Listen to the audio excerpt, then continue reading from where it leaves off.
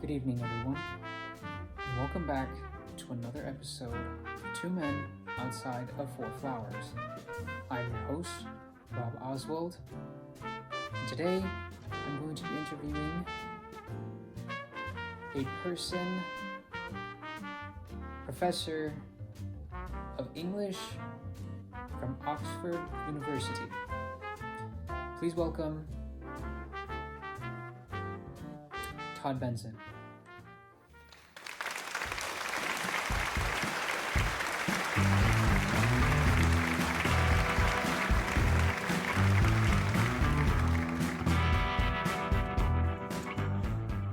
I must say that it is a pleasure to be here, although I haven't watched many of the shows.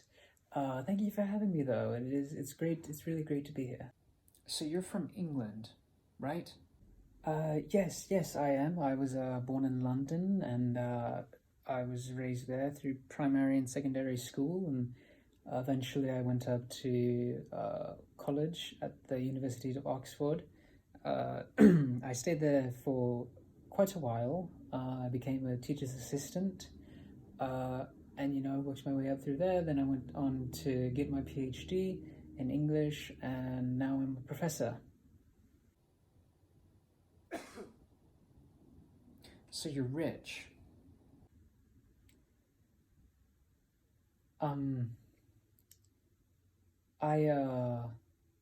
I would say I make a good living, but I don't know how that's. So how's your love life? Oh, whoa. That's I'm sorry. How is this related to the interview? I thought we were talking about revising and editing. Huh? No cards? Where? Underneath? Oh.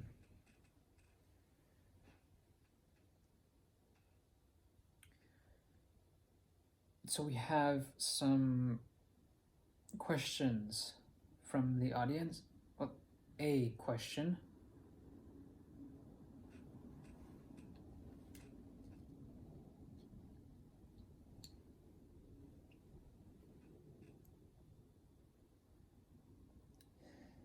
Is there a difference between revising and editing? And if so, what's the difference? That's a great question to whoever asked it. A lot of people grow up thinking that revising and editing, they're interchangeable, that they're two words that pretty much have the same meaning. But in all reality, though, they're not. They're actually two different things, and they all have different traits about them. So revising, to start with, takes place after peer review. Typically, most people will do peer review, and then they'll go on to revising after they've received comments and feedback from whoever it was that they were getting feedback from. Revising is, think about it as big picture stuff. Big picture, so if you have your paper, you know the prompt, and you wrote the essay, I don't know, just the night before. From there, basically what you would do is you would look over your essay and go from there, look at all the things, and whatever is not necessary in your essay, if something is probably, since you wrote it the night before, some things will typically be 10%, 30% relevant to the topic. You were just trying to write stuff and put it in there to add words or make a paragraph or something. So go in there, look for those things, take it out, get rid of it. Just get rid of it. Oh, are you playing with the bunny? Continue. Right. Uh, Going back, yes.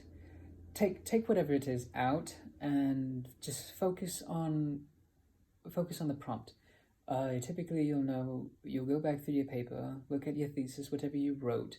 If your thesis isn't that strong in relation to your prompt, now you want to add to your thesis. Typically, you're going to want 3 things that will emphasize your thesis, and those will pretty much be your 3 body paragraphs if that's what you're typically doing. And from there, let's say you have everything, it's written out nice and perfectly. This is a different example.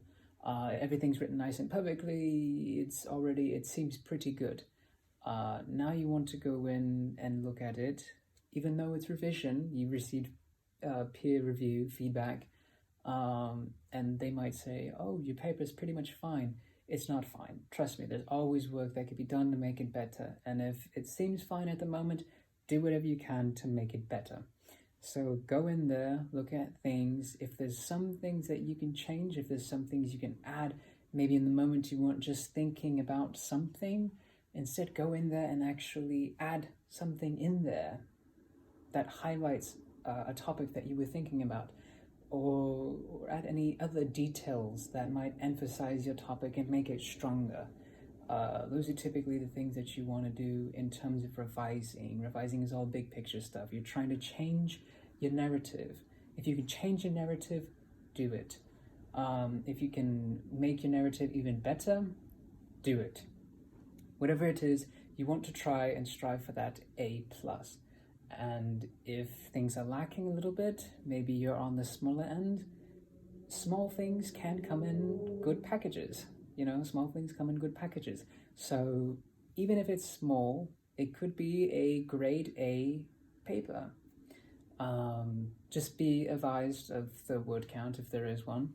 And yeah, that's typically all it is for revising. So just to go back over, revising is big picture, taking out, eliminating unnecessary topics, adding extra details, extra paragraphs, anything to emphasize or highlight the topic that you were talking about, and trying to change that narrative. Do whatever it is possible. Is he sleeping? Does this happen? Wake up! Costa Rica, what? Sorry about that. Please go on. Okay, editing. Back where we left off. Now we're going into editing. So editing is small picture. Think of it as small picture. After you've done your revising, now you're going back in. Typically, you want to get it proofread again, just to see if things are making sense, if you've improved, or if things took a turn in the negative direction. Typically, you don't want that, obviously, but sometimes after revision, you think, oh, this might be extra details, or this might be something else that was needed in the paragraphs, when really it wasn't.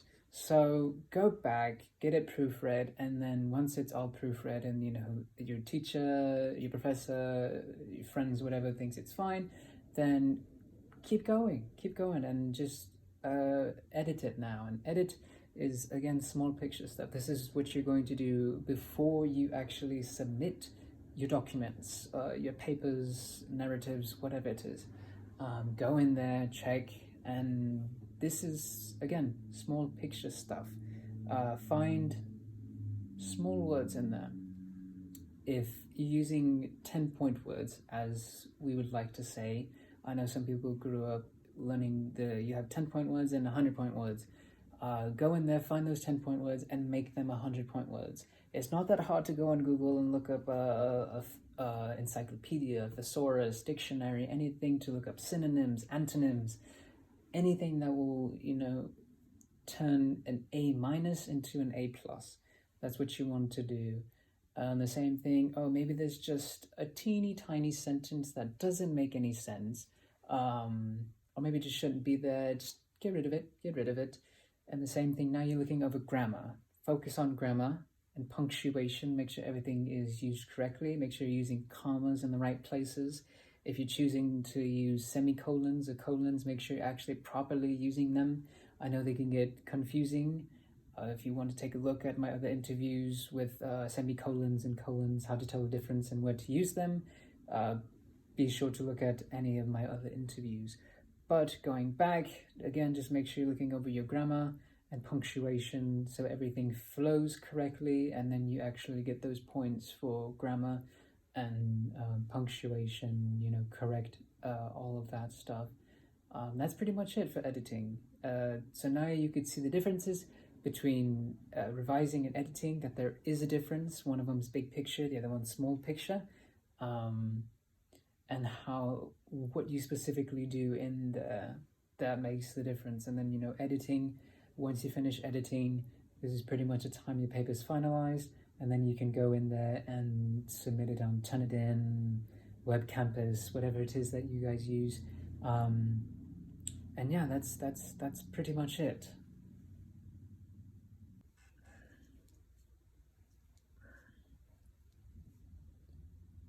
Doing lift, bruh.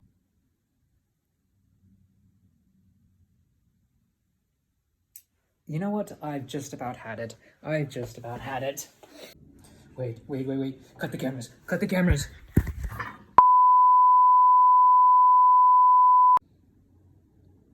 Thank you for joining us tonight. I'm Rob Oswald, signing out.